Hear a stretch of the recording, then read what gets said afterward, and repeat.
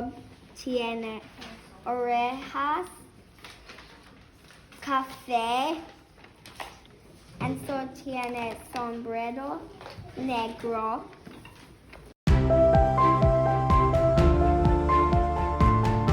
In Spanish classes at High Rock, students develop skills to be effective communicators and collaborators.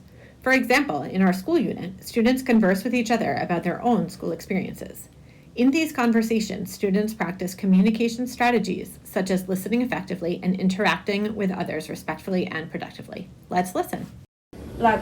¿Cómo es en la clase de inglés? Difícil, muy difícil. The next step in the unit uses these essential questions to help students develop empathy and perspective of local and global issues as they become socially and culturally responsive contributors.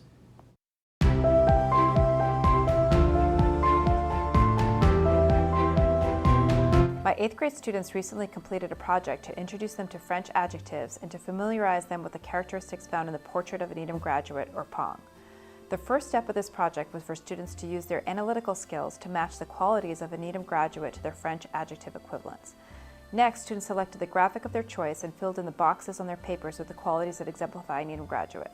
Students then used their interpretation skills as they read the descriptors for each quality and organized them underneath the appropriate category headings on their PONG graphic. The next step asked students to make a personal connection to the PONG. Students wrote a sentence underneath their graphic stating one way in which they have displayed one of these qualities during their 8th grade year. This one here is this person saying that they work well in groups, they're very collaborative. And this one here talks to students talking about how she's able to surmount challenges in math class. These colorful projects are now hanging in the hallways at Pollard and hopefully have allowed students to see themselves on a growth journey from their middle school years to high school graduation.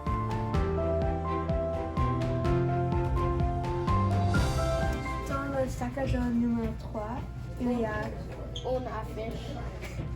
un livre, une crème et une gomme.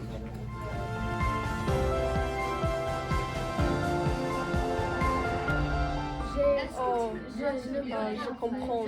C'est difficile de dormir parce que... Bonjour, docteur. Bonjour. Qu'est-ce qu'il y a? J'ai mal à la gorge.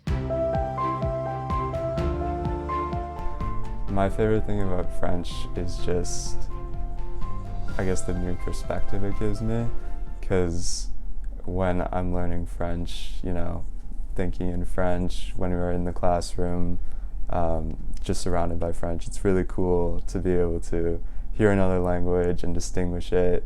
And it's always been kind of like a self-rewarding thing for me where, you know, we'll play some sort of authentic French program or read some French text, and when I'm able to understand it, it's super cool to me. And I've always been into like the language and that sort of thing, so being able to like parse out what everything means, it's kind of like a game, but it's fun.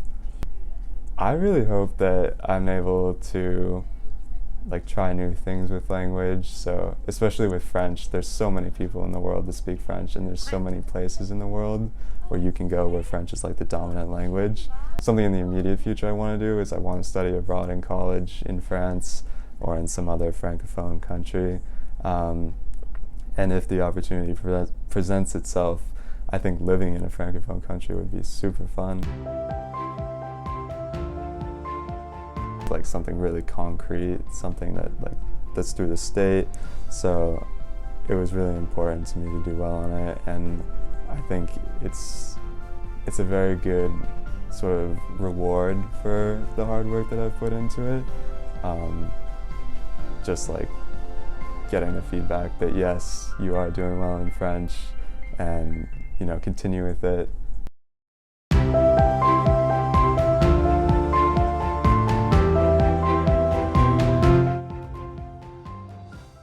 Hi, I'm Monica Carrillo.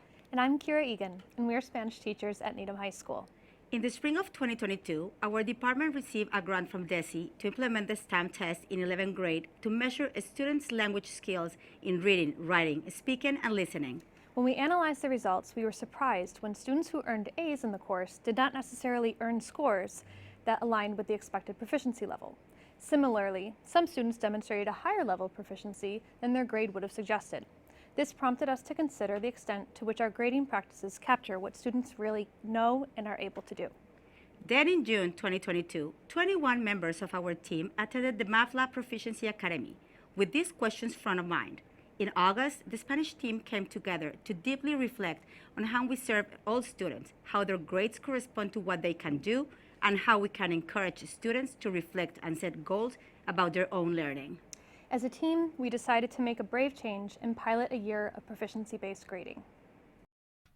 In past years, students' grades were based on traditional grading practices, including tests, quizzes, daily homework, classwork, and class participation.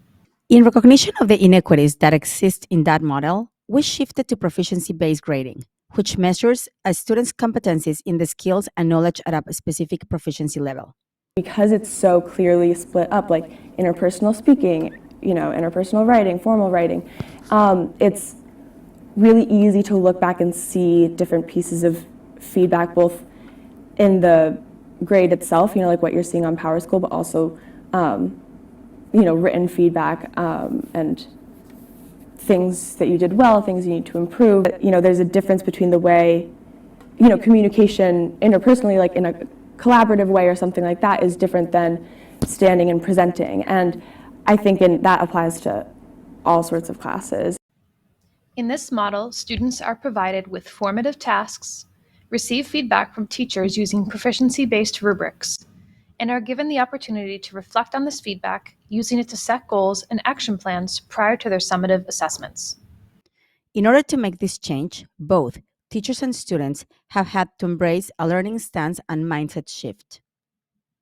The experience adapting to the proficiency grading system hasn't been much of a challenge at all. It's actually been much easier to understand how well I'm doing in the class. I think that's very helpful to sort of see what areas you need to work on and what areas you're better at. So for me, that's been really helpful to kind of have that differentiation. It better represents how I've improved as a student and better represents where I can improve still and where my skills actually are. As teachers, we are committed to designing assessments that are communicative and using rubrics that focus on what students can do while providing mastery-oriented feedback. Teacher-led CPTs throughout the year have allowed us to reflect, collaborate, and adjust our practices together. We look forward to continuing our work with proficiency-based grading in order to foster resilience, responsibility, and empowerment in our learners.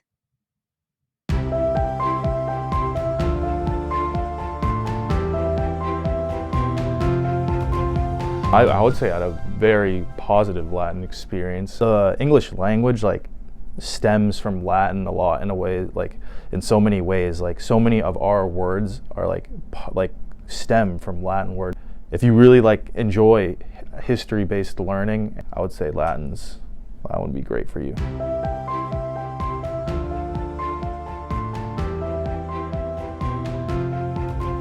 As I progressed throughout the high school, Mandarin became the highlight of my day. I looked forward to going to Mandarin class. I think I was a freshman in high school, and for the first time, Wang Laoshi asked a question, and I raised my hand to answer it. Normally, I would have to bring it into my head, translate it into English, understand it, and then translate it back. However, this time, I didn't have to translate it. I found that I was just comfortable enough with Mandarin that I could think in Mandarin in my head and just engage in a fluent conversation in it. And that was really, really awesome.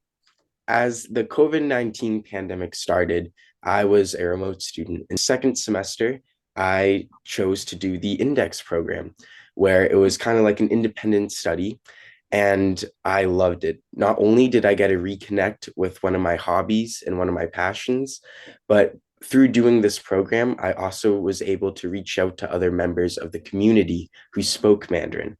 And this was really amazing, especially because at this time, the Stop Asian Hate movement was going on and all the prejudices that was building because of COVID-19.